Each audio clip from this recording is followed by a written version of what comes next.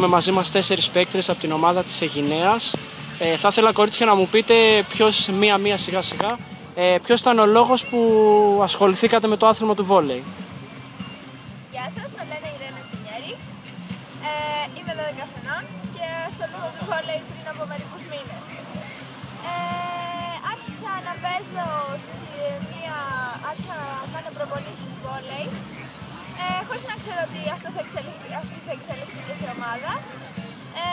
Ο λόγος που ασχολήθηκα ήταν επειδή μου αρέσει και μια φίλη μου είχε ξεκινήσει πιο πριν από μένα και έτσι πήγαινα καθημερινά στις προπονήσεις. Μετά με τον καιρό εξελιχθήκαμε και πια παίζαμε και σε πρωτάθλημα. Ωραία, πάμε στην επόμενη. Γεια σας, με λένε Αλεξάνδρα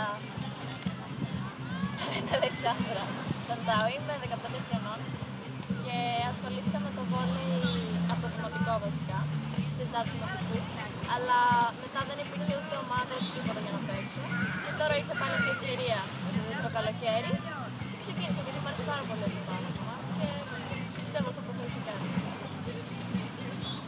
Γεια σας, είμαι η Χριστίνα Σταθοπούλου και είμαι 14 χρονών.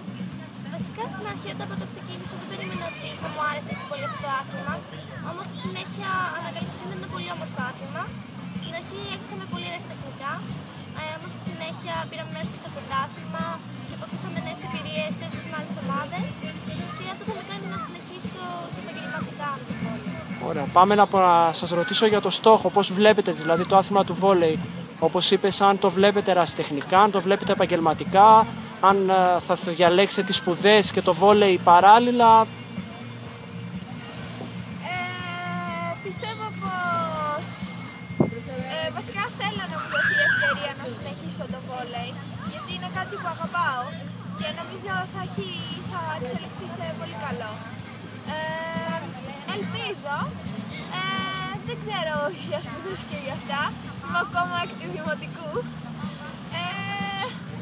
Νομίζω να πάω σε κάποια ομάδα πιο επαγγελματικά, γιατί δεν υπάρχουν πολλές ευκαιρίες σε αθλήματα στην Αίγινα. Θα σε ενδιέφερε να το δεις, όπως είπες και εσύ, πιο επαγγελματικά, δηλαδή να πας σε μια καλύτερη ομάδα, να κάνεις προπονήσεις με πιο έμπειρους ανθρώπους, φαντάζομαι.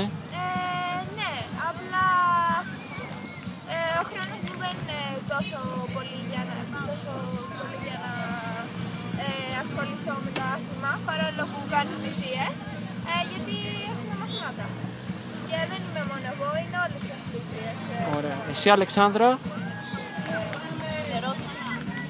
Η ερώτηση είναι αν θα βλέπεις το βόλεϊ επαγγελματικά, αν θα το δεις δηλαδή ως κύρια απασχόλησή σου ή αν πιστεύεις ότι θα αποτελέσει παράλληλο δρόμο με σπουδές. Θα ήθελα να είναι παράλληλα με τις σπουδές μου, αν και δεν νομίζω ότι... Όχι, πάμε πάλι. Συγγνώμη. Λοιπόν, πάμε ξανά. Βασικά, θα ήθελα να το ακολουθήσω επαγγελματικά, αλλά οι ευκαιρίες είναι λίγες και είναι πάρα πολύ δύσκολο να το ακολουθήσεις. Γιατί θέλει πάρα πολύ προσπάθεια, θέλει να κάνει θυσίες, θέλει να προσπαθείς πάρα πολύ. Και αυτό είναι αρκετά δύσκολο όταν είσαι στο σχολείο, όταν είσαι και άλλα πράγματα να κάνεις. Αλλά θέλω πολύ να το ακολουθήσω επαγγελματικά. Βασικά θα ήθελα και εγώ να το συνδυάσω μαζί με τις σπουδές μου και αργότερα να μπορέσω να βγω σε μια μεγάλη ομάδα, αλλά φυσικά πώς να ξεχάσω τις σπουδές μου, είναι πολύ σημαντικό αυτό. Ωραία, ευχαριστώ πολύ, κορίτσια.